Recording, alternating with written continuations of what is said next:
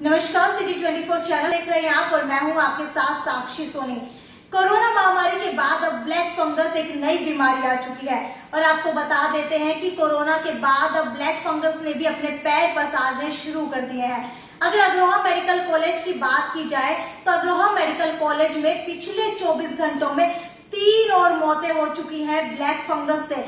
हालात ये है कि अस्पताल के अंदर मरीज तड़प रहे हैं और अस्पताल के अंदर दवाइयां ही नहीं है, यानी कि दवाइयों का टोटा हो चुका है। इससे मरने वालों का आंकड़ा लगातार बढ़ रहा है। अब तक 22 लोगों की मौत हो चुकी है। गुरुवार को ब्लैक फंगस वार्ड में 6 नए मरीज भर्ती हुए हैं। इनके साथ ब्लैक फंगस से पीड़ित मरीजों की संख्या 76 हो गई है। लगातार होती मरीजों की मौत से न सिर्फ मरीजों के तीमारदार भय है, बल्कि मेडिकल कॉलेज प्रशासन भी चिंतित है। पिछले करीब 15 दिन से मेडिकल कॉलेज में ब्लैक फंगस की दवाइयों का टोटा बना हुआ है। मेडिकल के कॉलेज प्रशासन स्वास्थ्य मंत्री को भी कई बार अवगत करा चुके हैं। डिमांड के बावजूद मरीजों की संख्या के हिसाब से पूरी दवाएं नहीं पहुंच रही हैं। उधर दूसरी तरफ जिला उपायुक्त का कहना है कि इस बीमारी के इलाज के लिए सरकार की तरफ से दवाएं उपलब्ध करवाई जा रही हैं। अग्रोहा कॉलेज में ब्लैक फंगस वार्ड के प्रभारी डॉक्टर प्रवीण रेवड़ी, नोडल अधिकारी डॉक्टर राजीव चौहान ने बताया कि सरकारी दवाओं के अभाव में ब्लैक फंगस की 40 सर्जरी रुकी है। मरीजों के परिजन चिकित्सा स्टाफ को कोसते हैं। हालात ये है कि बाजार में ब्लैक फंगस के उपचार में इस्तेमाल होने वाली दवाइयां ही नहीं है। मरीजों के अभिभावक दर दर भटक रहे हैं। अगर समय पर दवाइयां उपलब्ध हो जाए तो मरीजों की जिंदगी को बचाया जा सकेगा। दवाइयों के अभाव में चिकित्सा स्टाफ भी इलाज को लेकर चिंतित है। अग्रोहा कॉलेज में करीब 25 दिन से ब्लैक फंगस वार्ड चल रहा है, लेकिन सरकारी दवाइयों के अभाव में सर्जरी में भारी दिक्कतें आ रही हैं। 32 मरीजों की सर्जरी भी की जा चुकी है, लेकिन दवाइयों के अभाव में 40 मरीजों की सर्जरी अभी बाकी है। अब तक जितने मरीज आए हैं उनमें 50 ऐसे हैं जिन्हें पहले कोरोना हुआ।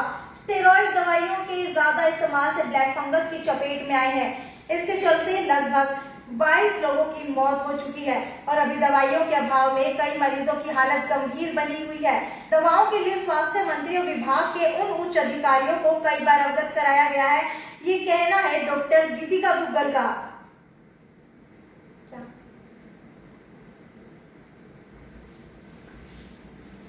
अब बात आती है कि ये म्यूकरमाइकोसिस या ब्लैक फंगस होता क्या है और ये कैसे फैलता है, तो आपको बता देते हैं। ये नाक से शुरू होकर व्यक्ति की आंखों और मस्तिष्क तक पहुंचता है। दूसरा सवाल है कि ब्लैक फंगस के लक्षण क्या है।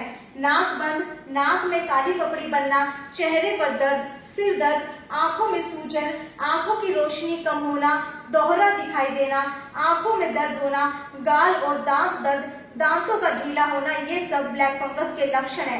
तीसरा सवाल है कि कैसे होता है ब्लैक फंगस, तो कोविड में स्टेरॉइड के लंबे समय तक प्रयोग, नमी वाले ऑक्सीजन का प्रयोग, मधुमेह के रोगी, कैंसर के रोगी, रोग प्रतिरोधक क्षमता को दबाने वाली दवाएं लेने वाले रोगियों को सबसे अधिक इसका खतरा बना हुआ है।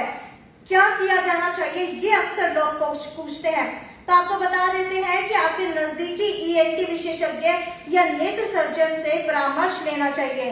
क्या ये एक गंभीर स्थिति है, ये भी कई बार लोग पूछते हैं। जी हाँ, ये एक गंभीर बीमारी है। उन रोगियों में जिनमें बीमारी आंखों और दिमाग तक पहुंच चुकी है, जीवन के नुकसान का अधिक जोखिम होता है। अगला सवाल ये भी पूछा जाता है कि क्या इलाज के बाद भी जान का खतरा ज्यादा है। जी हाँ, इलाज के बाद भी जान का खतरा ज्यादा है। क्या उपचार के कोई दुष्प्रभाव है?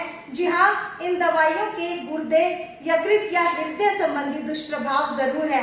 उपचार कितने समय तक चलता है, ये अक्सर लोग पूछ रहे हैं, तो आपको बता देते हैं कि आमतौर पर उपचार में 6 सप्ताह से 3 महीने तक का समय लग सकता है।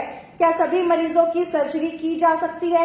नहीं, ये रोगियों के सामान्य स्वास्थ्य और रोगों की अवस्था पर निर्भर करता है। आखिरी सवाल है कि क्या सर्जरी सभी मामलों के जीवन रक्षक है, तो इसका जवाब है नहीं। ये कुछ मामलों में जीवन रक्षक हो सकता है और कुछ में जीवन रक्षक नहीं हो सकता। हरियाणा के अंदर कोरोना की चेन अब लॉकडाउन के बाद से टूटने लगी है। अगर रिकवरी रेट की बात की जाए तो जानकारी के अनुसार रिकवरी रेट 93% के ऊपर पहुंच चुका है और कल हिसार की बात की जाए तो हिसार के अंदर 213 नए रोगी सामने आए हैं। हालांकि आंकड़ा जो है लगातार दिन ब दिन घटता जा रहा है और बताया जा रहा है कि 1 जून से से शायद धीरे धीरे अनलॉक होना हरियाणा शुरू हो जाए, लेकिन पाबंदियां जो है 30 जून तक इसी तरीके से बनी रहेंगी। ये थी साक्षी सोनी की रिपोर्ट, सिटी 24 चैनल हिसार।